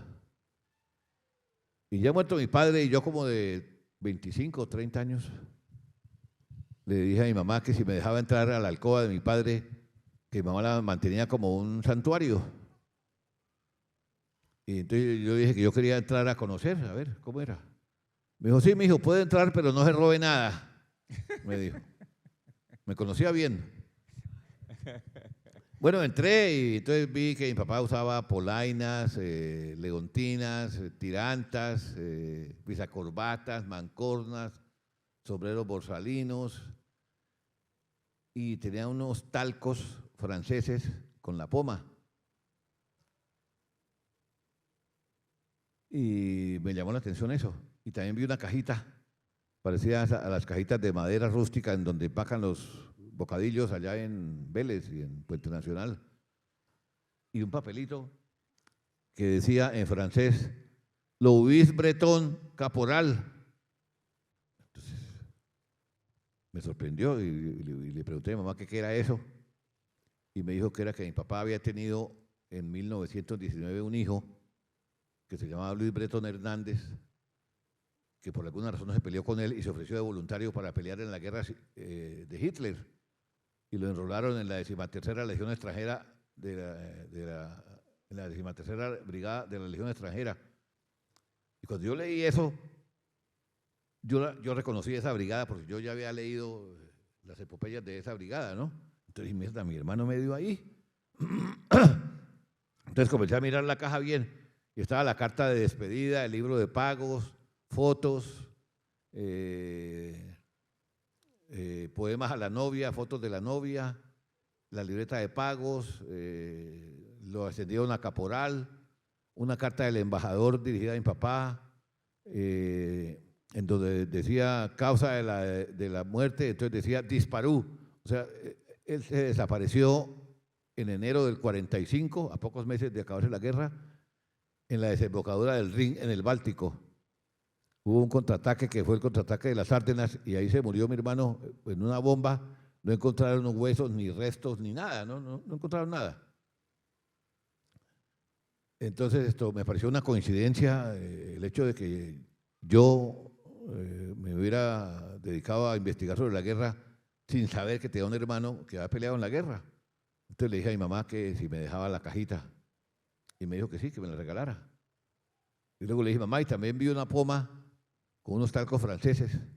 Mi papá se polveaba los cachetes, las mejillas. Me dijo, no, mijo, y comenzó a reírse. Le dije, ¿por qué se ríe, mamá? Dijo, no, era que su papá, después de que defecaba y se limpiaba, él se echaba talco, pero en las nalgas. Y un día llegó su tía Herminia a visitar a su papá. Le dijo, Pedrito, hermanito, tan bonitos estos polvos son franceses, ¿no? Tan finos, ¿me deja echarme? Dijo, claro, mijita, échese. Y mi tía se echaba ahí, ¿no? Después comenzaron a llamarla careculo. Bueno, yo me quedé con la caja de mi hermano y la llevaba a todas partes, ¿no? Y la mostraba y la sentábamos ahí. Y cuando tomábamos trago, todo le echábamos trago, ¿no? Y la mostraba en todas partes, y yo muy orgulloso. Pero me separé de mi esposa de ese entonces y la separación fue un poco tumultuosa y rápida y cobarde. Y entonces no pude llevarme todas las cosas y se me quedó la caja en la residencia de mi ex esposa en Cañaveral. Y pasaron como 6 meses mientras se arreglaban las visitas y la repartición de bienes y bla, bla, bla. Y se dictaminó que yo recogía a mis hijas todos los sábados. Entonces llegué el primer sábado, después de 6 meses de ausencia, a recogerlas. Y les dije, tengan la bondad y le dicen a su mamita que me mande la caja, que yo apreciaba tanto, era uno de mis tesoros. Ay, no, mi mamita no está. ¿A qué hora vuelve? No sabemos. Dije, bueno, está bien. Volvimos por la noche. Diga a su mamá que me mande la caja. No ha llegado. Ay, bueno. Y así me tuvieron como 6 sábados. Entonces ya el 7º sábado dije, bueno, no me muevo de aquí hasta que no aparezca su mamá. Y me di la caja. Y me parqué ahí. Entonces como a la hora, ya mi hija mayor dijo, papá, la verdad es que mi mamá botó la caja. Y botó la caja. Bueno, el desespero, la rabia, la ira. Bueno, pasaron como 8 años y cumplí años algún día. Algún día no, el 24 de julio. ¿Algún año? Y llegaron mis hijas con un regalo, envuelto en papel de regalo y con cintas y corbatines, y lo abrí. Era la caja. Mi esposa me la había guardado de castigo 8 años para hacerme sufrir. Bien hecho. Esa era la historia que yo quería, que yo quería contarle a mi hermano, el de la guerra. Ahora sí, esto. Muy bien, Joaquín Bretón, eso. Un aplauso por habernos abierto su historial. Ahora sí, los amigos, la gente, los que quieran participar. El Alzheimer me impide contestar. No recuerdo eso, Eduardito. Yo tengo los libros de la guerra, todos sus libros de la guerra están ¿Ah, en sí? mi biblioteca, sí. Están No ahí, lo sabía. están ahí guardados. El día que quiera se los muestro. ¿Me los muestras solamente? Sí. No se los devuelvo, pero se los muestro. Pero tú tampoco recuerdas cómo llegué yo allá con los libros. Yo no sé si llegó usted o llegué yo con ellos. No lo tengo muy claro. Está confesando el doctor Pilonieta algo indebido.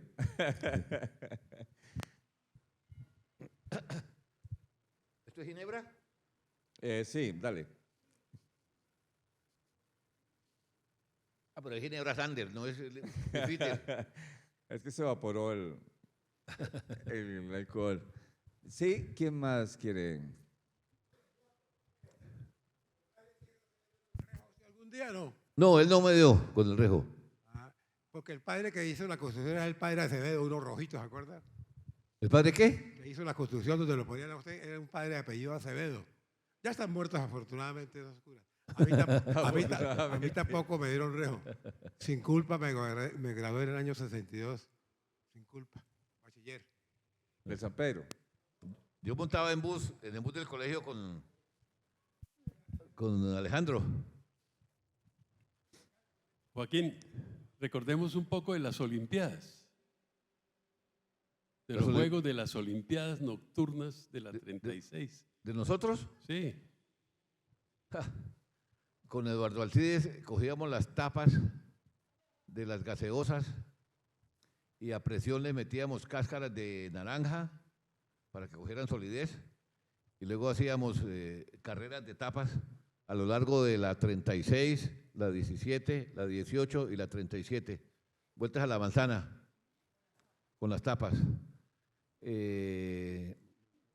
Otra cosa que hacíamos con Eduardito era que él le robaba a su padre, don Eduardo Antonio Pilonieta, 10 huevos crudos. Y yo a mi vez le robaba al hotel de mi mamá 10 huevos crudos. Y nos íbamos a las 12 de la noche a la intersección de la carrera 15 con la calle 45, que moría ahí, la 15 no avanzaba más, ahí había un muro. Entonces Eduardo se paraba y yo me paraba al otro extremo de la calle. Eduardo me miraba, prohibido cerrar los ojos, y yo le tiraba mis 10 huevos. Y a Eduardo, y él no podía quitarse. Y ahí, donde le cayera, ahí estaba el huevazo.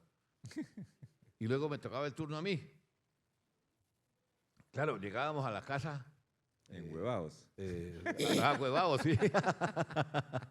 Enhuevados. Y al otro día la ropa hedía a picho, porque los huevos terminan dando olores como a azufre, ¿no? Se descomponen rápido. Y nuestros padres preocupados por el origen no sé si lo descubrieron. Y también con Eduardito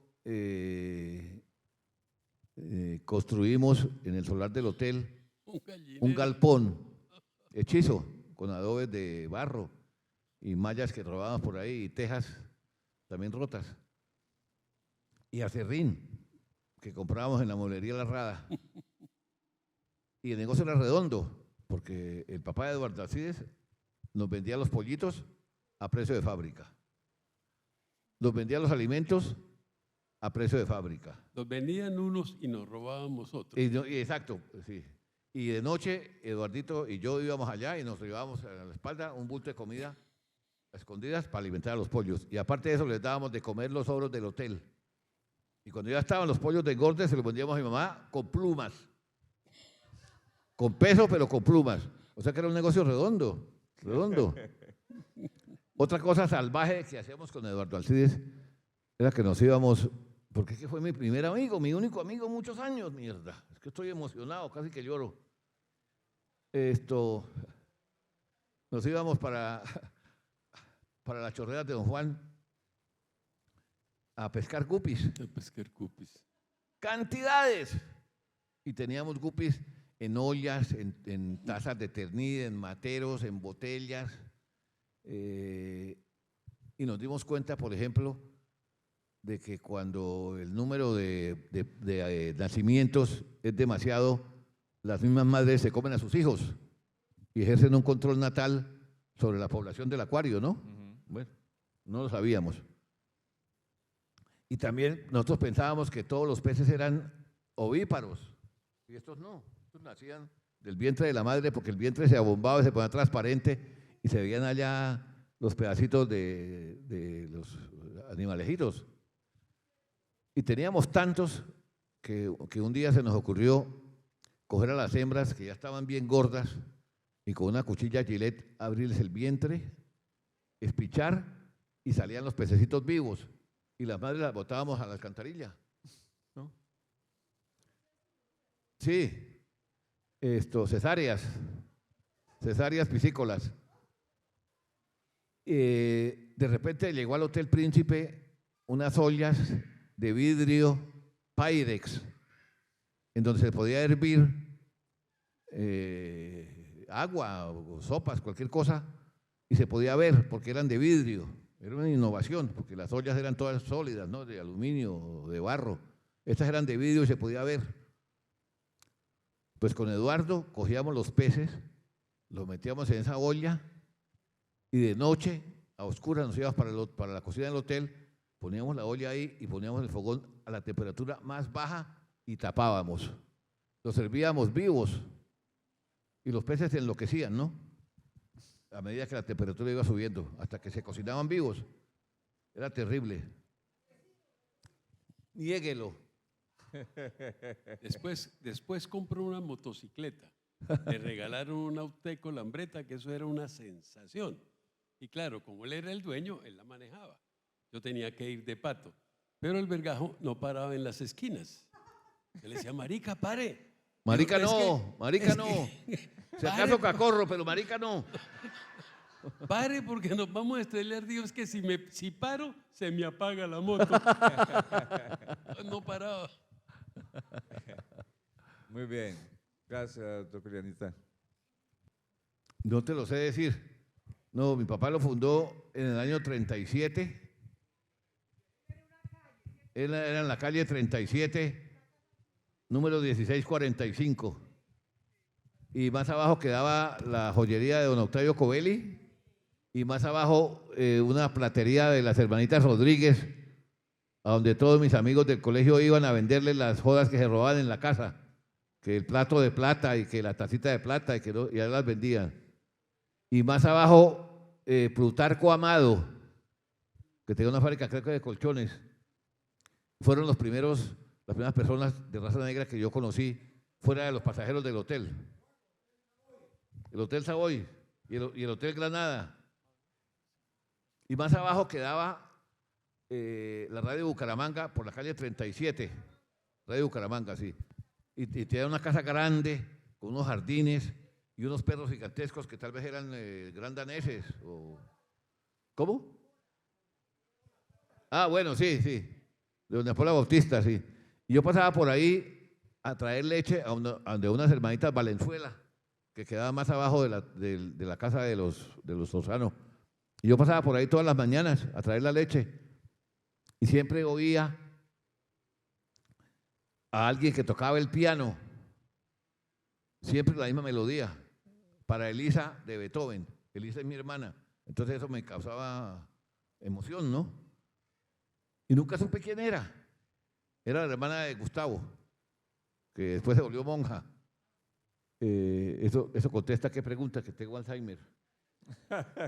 ¿Eso contesta alguna pregunta? Lo del nombre del hotel, lo del nombre del bueno, hotel. no sé. Mi papá lo fundó con un alemán. Y mi papá era adicto al póker. Él se reunía con Pedro María Buitrago, con un caballero de apellido Lule, al que le decían el chulo Lule, y a veces con Guillermo Montoya, el papá de los Montoya, o a veces con Luis Arango, el papá de los Arango, de Jorge Iván, el que hizo el mural de Cañaveral, a jugar póker. Y se reunían en el Club del Comercio. a jugar póker los 4 en un salón aparte. Digamos 4 o 5 horas. Y tomaban coñac. Tenían unas lamparitas y ahí entibiaban el trago. Y después de las 3 horas se levantaban por turnos a orinar. Entonces iban al baño que quedaba ya a 20 metros. Pero mientras el jugador A iba, el jugador B y el C y el D le hacían trampa. Y cuando iba a orinar el B, el A y los otros le hacían. Entonces todos terminaban haciéndose trampa entre sí. Hasta que se dieron cuenta de que todos se hacían trampa entre sí. Entonces dijeron, no, pues traigamos nuestras propias micas y no nos paramos y orinamos aquí mismo. Póker con vacinilla. Bueno, vamos a ir terminando. Joaquín, si nos puede contar algunas anécdotas del libro Huéspedes Insólitos. Gracias. De lo que hiciste acá, ¿no? ¿Cómo? De lo que hiciste acá. Yo escribí libros huéspedes insólitos aquí en Aquí público. En este sitio, sí. 90 días. De 9 de la mañana a 3 de la tarde. Y aquí había 2 computadores grandes. Y gente pagando cosas en sí, los bancos. Entonces la gente podía darse cuenta en vivo de lo que yo estaba escribiendo, porque mi computador salía allá, ¿no? Y la gente se amontonaba ahí. Bueno. Yo había escrito antes una novela muy extensa que se llama Derrota Victoriosa, que me costó muchos traumas. Duré como 1114 o 42 noches, escribiéndola de noche. Y fue muy problemático escribir esa novela. Narra la historia de los Bretón, el asesinato del cura Luis Valenzuela, los sombreros de Pijapa, la quina. Está en el libro total. Sí, la culebra Pico de Oro, bueno. Y un día se me prendió el bombillo y dije yo, el Hotel Príncipe se fundó en 1937. Estamos en el 2010, son 73 años, multiplicado por 365 días da como 22.000 días. Multiplicando por 50 huéspedes diarios me da 1 millón. Entonces, yo, en 1 millón de huéspedes no puedo encontrar yo 50 huéspedes anormales. Entonces me vine para acá y le dije a Daniel que me consiguiera un puesto en un escritorio y yo venía a escribir aquí como si fuera un empleado más, pero me dedicaba a escribir. Y Daniel fue el de la idea de que no, de que lo hiciéramos en público. Entonces acepté. Y yo tenía recuerdos, unos claros y otros difusos, de algunos huéspedes que a mi parecer eran extraños, diferentes, extravagantes. Y armé mis historias, pero no me alcanzaba con los otros. Entonces yo me fui a donde mi mamá, que ya estaba con demencia senil. Y yo la visitaba y le preguntaba, mamá, ¿tú te acuerdas de los funcionarios de la Morrison Knudsen que se hospedaban aquí en el hotel porque vinieron a construir la carretera antigua a Florida y eran todos por allá nórdicos, eran escandinavos y escoceses y finlandeses y groenlandeses? Y entonces mi mamá me decía, en medio de su locura, me decía, sí, mi hijo, ellos sufrían mucho por el calor.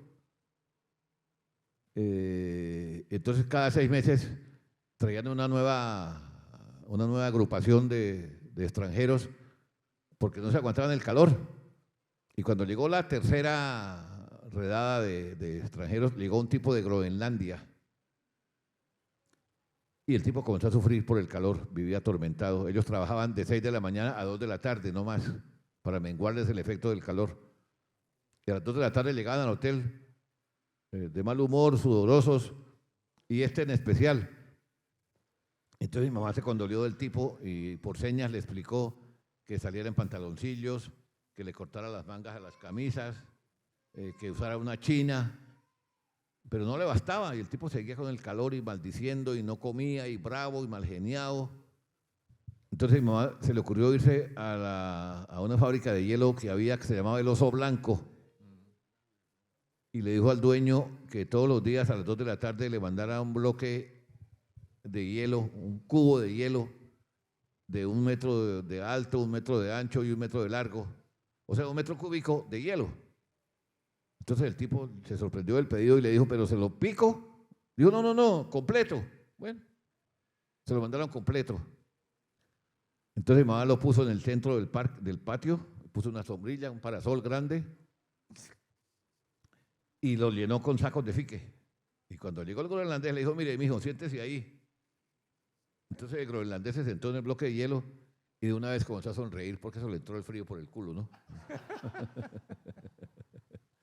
Y el tipo feliz. Y feliz, y feliz, y feliz, y se reía, y feliz, y feliz. Pero resulta que a medida que la tarde tendía a la noche, el hielo se iba derritiendo. Y entonces el groenlandés cada vez estaba sentado más cerquita del suelo. Y a las 6 de la tarde terminaba sentado en un charco de agua, ¿no? ¿Sí? Y el otro día se repetía la historia. Y entonces eso le llamó la atención a los transeúntes, ¿no? Que pasaban por ahí y veían allá un hijo de puta sentado en un bloque de hielo, muerto de la risa y esa joda. Entonces la gente entraba, no huéspedes, sino transeúntes que pasaban por ahí, mirones. Entonces mi mamá decidió cobrar. Entonces cobraba 5 centavos porque la gente entrara a mirar. Bueno, se acabaron los 6 meses. Y el día anterior a la ida del groenlandés, el groenlandés llegó a la casa, a la gerencia y le golpeó y salió mi mamá. Entonces el tipo ya balbuceaba el español. Le contó que él de agradecimiento había llorado y había recogido las lágrimas en una vasija. Y luego había cogido una cubetera de hielo con los compartimentos, había metido agua y luego había metido con un gotero una gota de lágrima en cada cubeta, en cada huequito de la cubeta, y los congeló, y que le dejaba eso de regalo, como agradecimiento, ¿no?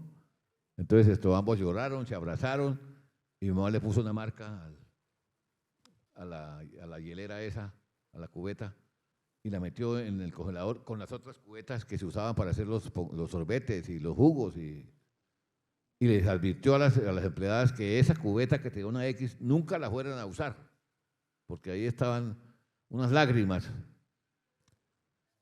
Entonces una de las camareras le dijo, doña Tulita, ¿y por qué no las pone en exhibición y también cobra, como cobraba antes por ver al groenlandés? Entonces mi mamá las puso ahí en una mesa y también cobraba. Pero la gente no le creía, decía que vieja estafadora, que ahí no hay lágrimas, que todo es del mismo color, que cómo habla mierda, que cuáles lágrimas. Pero mi mamá seguía cobrando.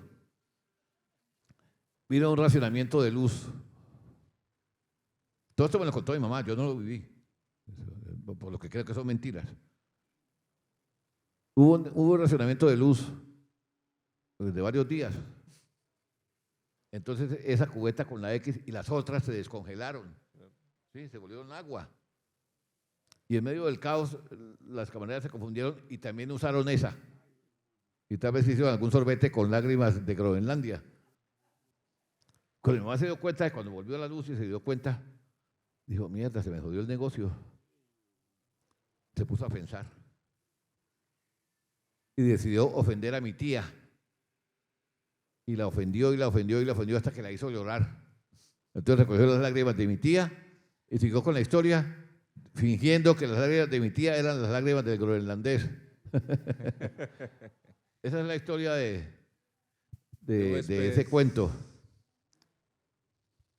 Hay otro cuento que